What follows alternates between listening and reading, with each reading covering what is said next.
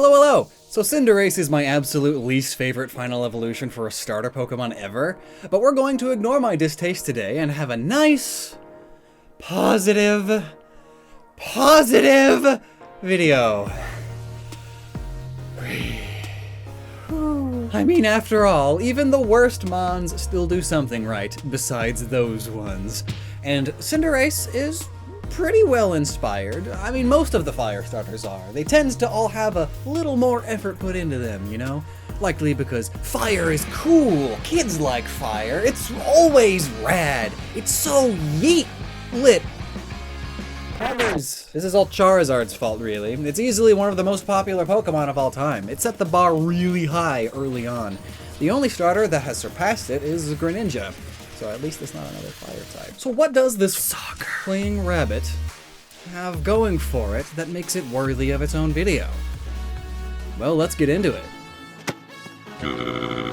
So let's talk about football. It's an old sport. The very first example of a team-like sport that involves similar rules to soccer happened 3,000 years ago in Mesoamerica, and it is known simply as the Mesoamerican ball game, though the Aztec version of it has a more complex name. You know how Cinderace kicks a rock around as a ball and then it sets it ablaze to kick it? Well, that's not too far off from this ball game. The ball they used was made of rock and rubber. You would take a stone and wrap rubber around it over and over and over to make a ball.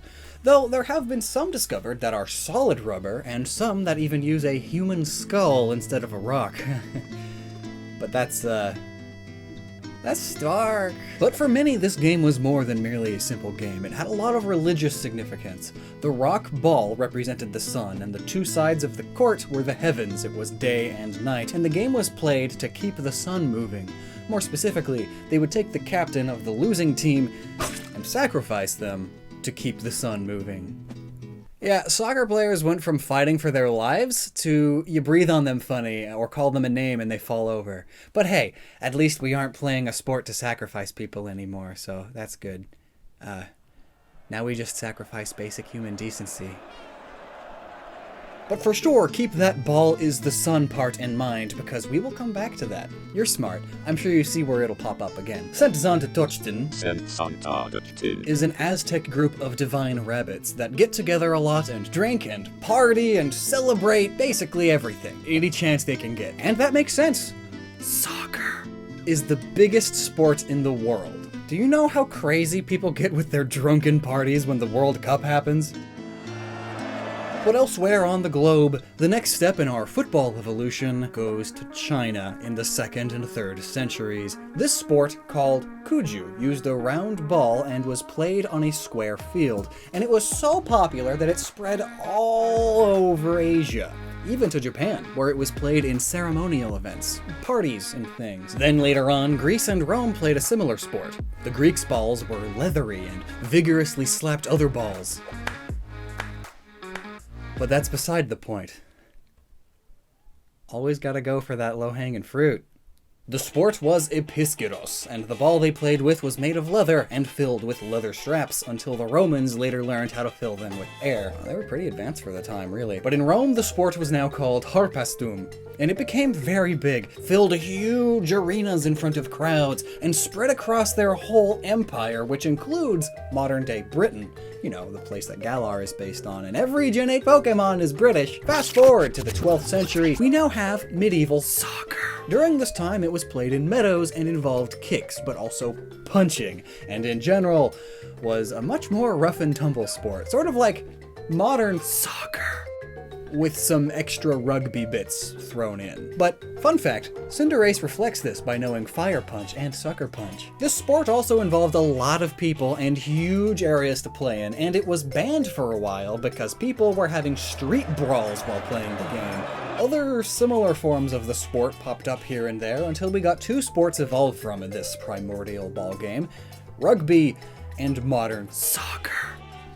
Though, they were basically just child's play, a means of exercise and tiring out school children, all with very loose rules. But during the 15th century, football clubs were forming between old students getting together to play these sports again. By the 1820s, more organized clubs were formed, and these are the groups that began organizing competitions, finalizing rules, and turning these old war sports into the football we know today. Soccer. And now that we've taken a deep dive into soccer, we have to go for a dive into another sport, because while we were taking a look at Pyro Ball's animation, it kind of reminded us of something. Something other than a soccer kick specifically.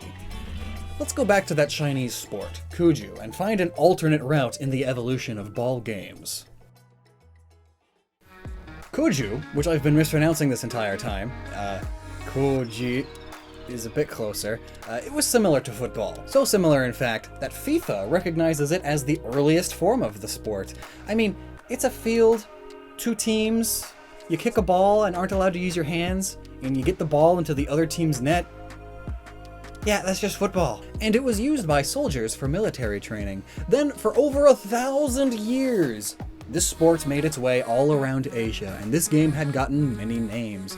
And in certain regions, it slowly adapted into other games, such as Jianzi, which also spread across Asia and is to this day the national sport of Vietnam, and the Philippines until 2009. And considering the sport popped up in the Han Dynasty, the one that was around the year 0, yeah, the sport lasted quite a while, but it was basically unknown in the West until the 1936 Summer Olympics. An athlete from Jiangsu showed the game off, and it took off globally. The countries that soon adopted the sport began calling it things like shuttlecock, featherball, or Chinese hacky sack, even kinja, which is, I'm not gonna get into it.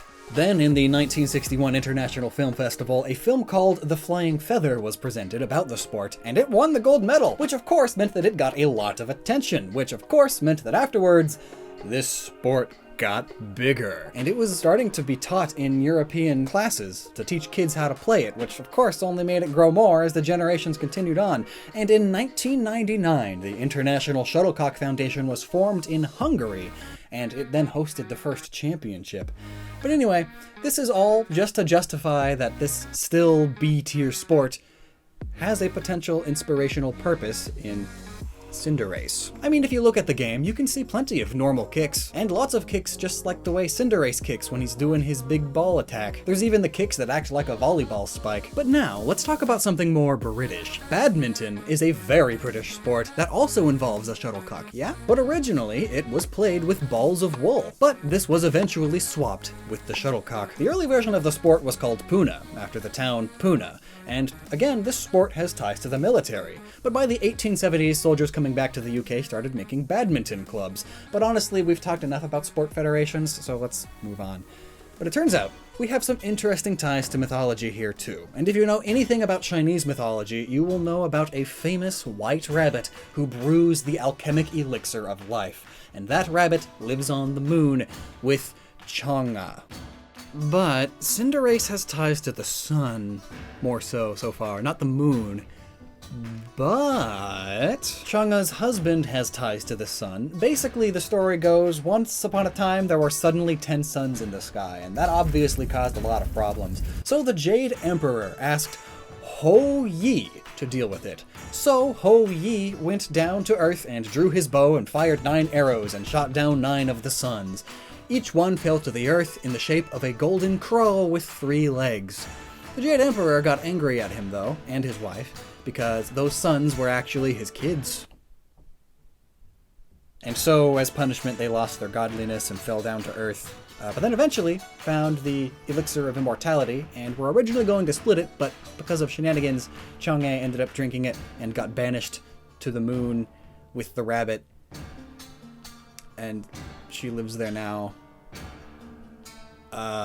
Well, with Cinderace's shuttlecock inspiration, I suppose this makes sense. Cinderace's pyro balls could be references to its shuttlecocks being the golden crows. I mean, male birds are called cocks, so there's that connection there. And you could say that when Cinderace spikes it, that crow shuttlecock thing is turning back into a small version of its former sun self. They're little fiery sunballs being kicked at you. Eh?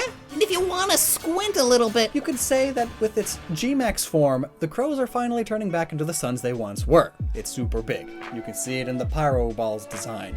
Above the eyes, it's the shape of a firebird, like the golden crows with the 3 legs. It could also explain why the pyro ball is said to act as if it had a mind of its own, which is kind of weird, but maybe that's because it's actually one of these birds.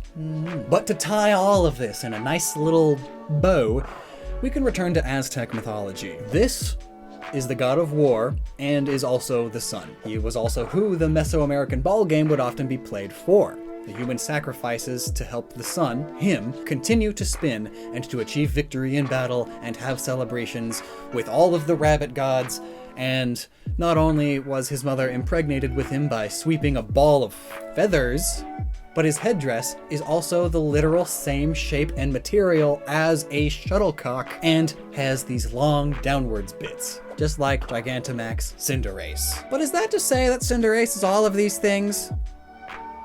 No, at least not necessarily. It'd be pretty awesome if all of these things were considered and, it's the true inspiration. But this is all just very loose speculation. Cinderace could very well just be a cocky player of the world's most popular sport of all time. That bird shape on the fireball is just its crown with a bit more of a bird shape for some reason. I mean, it's fine to just base it on England's love of the sport rather than pull from all over the world, even though it's the world's most popular sport, and plenty of other Pokemon pull from multiple places all over the world. Look, I'm not saying it's true, but never stop using your noggin.